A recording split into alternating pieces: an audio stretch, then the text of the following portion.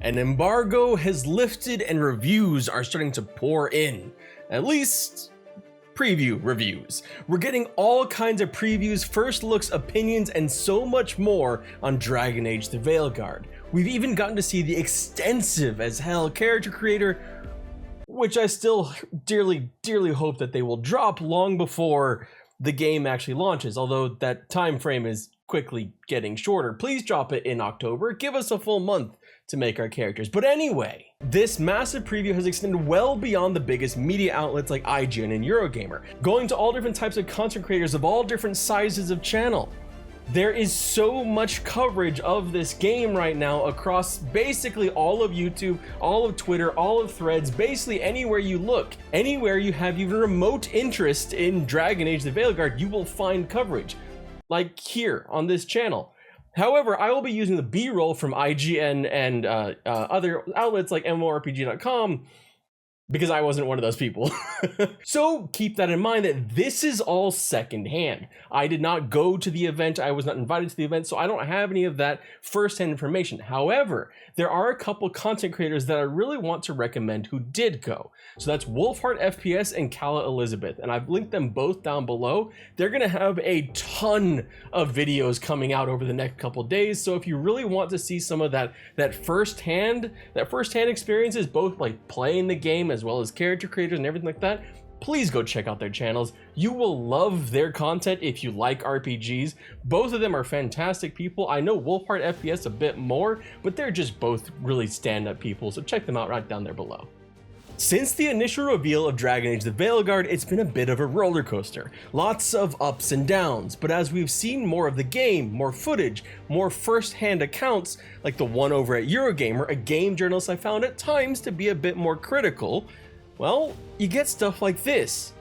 After playing it all day, Dragon Age the Veilguard feels like the series' Mass Effect 2 moment. Mass Effect 2, for anyone unfamiliar, is widely regarded as one of the best, if not the best, Mass Effect game. Hell, it is widely regarded as one of the best RPGs ever made. It even has a stunning 96 on Metacritic, matching the score earned by Baldur's Gate 3. From the collection of reviews all over the place, I've seen it really does sound like while Veilguard will be different in some key ways, it's not altogether a bad thing. In fact, it might be giving the series the grounding and confidence it's lacked as it has jumped from one style of game to another in the 3 previous titles. Most of these reviews have been positively glowing, from smaller outlets like MMORPG.com to Eurogamer to CNET to IGN. Admittedly for myself, it's kind of interesting to see all this because for Dragon Age, I've kind of ranked those games. Well, I liked them all. I kind of ranked them like Origins and then DA2 and then Inquisition. And I know a lot of people have kind of like inverted that or have, different opinions. I think for a long time, Dragon Age 2 was the one that most people didn't like, but I actually liked it a bit more than Inquisition. So it's really interesting to see the turn for me. And I hope that I will have a similar reaction when I get to actually play the game and feel like, yes, this is a great game. And I probably will, given the fact that I do like Mass Effect 2 quite a lot. But one of the things I did like about Inquisition that wasn't my favorite Dragon Age game is the cinematic storytelling. And from what we've seen so far in just about every single preview or hands-on or anything from this game, is there's probably going to be a lot of that, a lot of cinematic storytelling. And no, I'm not just talking about like cutaways that like have a whole cinematic scene to them, but also those interludes of conversation where you're picking what you should say. Those cinematic moments, I think, are becoming more and more important to an RPG like this. Not all RPGs, to be clear, but an RPG of this budget. The kind of RPG that spends a lot of time on that cinematic storytelling experience. And I'm really excited about what we've seen so far. In the Eurogamer review, for example, it actually really did talk up a lot about the Mass Effect 2 part of this game and how it may actually be a way to perfect the Dragon Age IP, which said, quote, "Just as Mass Effect 2 streamlined the elbowy role-playing of Mass Effect 1, honing it into a pacier cinematic action game, so does Veilguard do this for Dragon Age. There are no pretensions at being an open world game as an Inquisition anymore. The Veilguard is a narrower, mission-based game, a phrase I hear a few times over the course of the day, and because of it, the pace never sags. Whenever you do, there's a feeling of purpose and shape. Missions crescendo to spectacular boss fights, and the combat encounters that lead to them feel considered and satisfying. Traversal sections are varied with puzzles and zip wires and slides and balance beams. There's never any dead time, always there's momentum, and at its best, it's a breathlessly exciting ride. Haters of the hinterlands freaking rejoice, because this sounds like perhaps a faster version more of what I experienced with Dragon Age Origins, where I would look at the map of Ferelden and I would go from one mission over here to this mission to this mission. I don't know how linear it's gonna be, or if you'll have more choices, but it does sound at least more contained, a more contained story than, say, Inquisition, which felt a bit aimless at times until you really started to hone down into it. If I don't ever have to look at a war table type thing like that again, I think I'll be happy. And the thing is that I actually like open world games. I mean, after all, I have an entire channel that is dedicated to MMORPGs.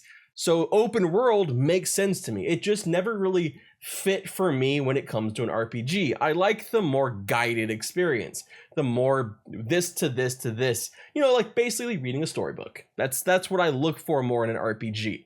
And I understand that there's an entire other audience of RPG fans that absolutely love a game like Skyrim. It's just not personally my favorite type of RPG. Doesn't mean I don't like it, just not my favorite. So I'm glad to see Dragon Age the Veilguard maybe going more towards that constructed, the really, like they said, considered version. But one of the things that I've been wondering a lot about, when you have something like that, when you have a more, you know, focused mission-based experience, how are you going to weave in choice? How are you going to make each choice feel impactful? Well, we might actually have that answer from MMORPG.com, which had this to say, and I have redacted a name in here, but even just to avoid spoilers, but even so, if you want to, I'll put the timestamp over here just so you can avoid this part, so you don't glean any spoilers that you don't want to. They said, quote, "Choices come at you hard and fast. Some of the choices you're presented with may come from your character creation, but you'll also be able to import some things from your previous playthrough of Inquisition. Within a few short moments from my first cutscene, I was already delegating tasks to my teammates. Little did I know my choices would have consequences, as all choices tend to do. And it wasn't until the post-battle clarity that I realized Redacted had been injured." That just sounds awesome. I mean, not the injury part, I guess, I mean, well, so maybe a little bit of the injury part, because having stakes in a story, it makes the story more impactful. But still, the fact that you'll be imparting choices and those choices will have an actual tangible effect on the gameplay. From the sound of this, what I'm getting from this is that taking one choice may have caused one injury, while taking the other choice may have caused a different reaction, a different thing to happen. And that is exciting. Consequences are exciting. We already know a lot of details about the combat, how it will have more action elements like dodging, how you'll command and combo with 2 companions at a time, how you'll build your class using skill trees. I've gone over all of that before, so I won't rehash it here. And there are videos on this channel if you're really interested. But in short, reviewers have liked it, calling it fast, fluid, and fun, including options for either doing things more fluid with keybinds or using the pause menu for a more strategic, slower paced approach to lining up companions' attacks and your skills and taking advantage of different weaknesses and strengths. As well as, of course, talk of executions, something I've absolutely been loving in Warhammer Space Marine, and I'm excited will be part of the Veilguard as well.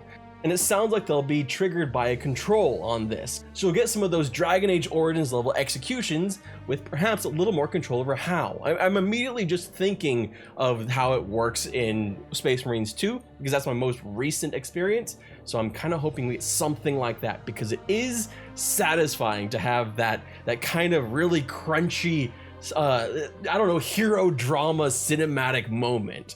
And I'm really looking forward to seeing just how they are, because some of the descriptions that we heard, kind of awesome. So instead of going too much into combat, I wanted to talk about another part that we also got revealed in some extreme detail today. And that's the character creator. It might sound silly to put so much focus on a character creator, but it does matter, and it matters a ton in a game where you're going to see your own character a lot, especially in cinematics. The most rave reviews I've seen so far have all been about the depth of the character creator and its extreme customization options. It immediately made me think of Dragon's Dogma 2 and how well they handled character creator, allowing you to create beauty like this,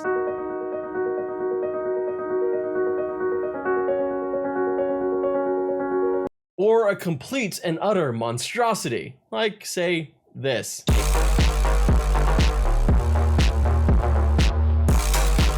As much as I love Baldur's Gate 3, I always felt like that character creator was a bit limited until you start adding in mods, largely due to facial structure limitations. That doesn't appear to be the case with Veilguard's creator, as we've now seen that you can edit everything from hair, facial structure, shape, eye color, even the different intensities of different parts of tattoos.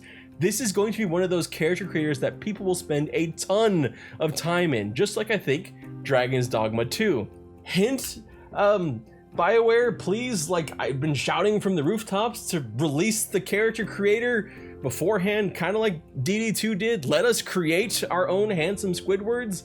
It's like free marketing, really is. The character creator looks great. Let us play around with it.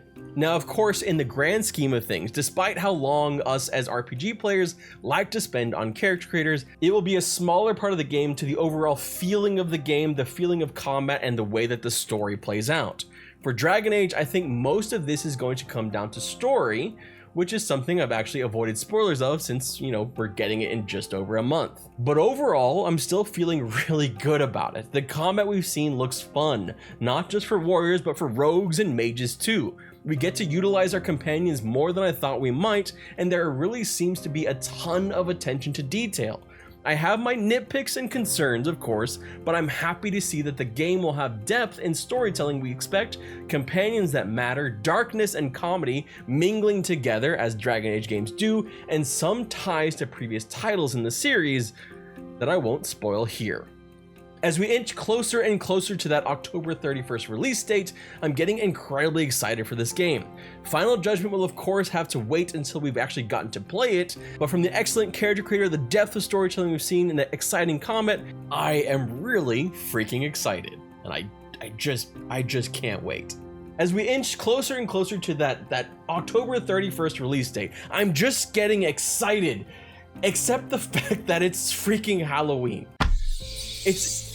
It's Halloween it had to be Halloween. Like, I mean, okay, I guess I can pause the game and like run downstairs and throw a package of Skittles at the kids that are trying to get Halloween candy and then run back here because I gotta slay all the freaking Darkspawn.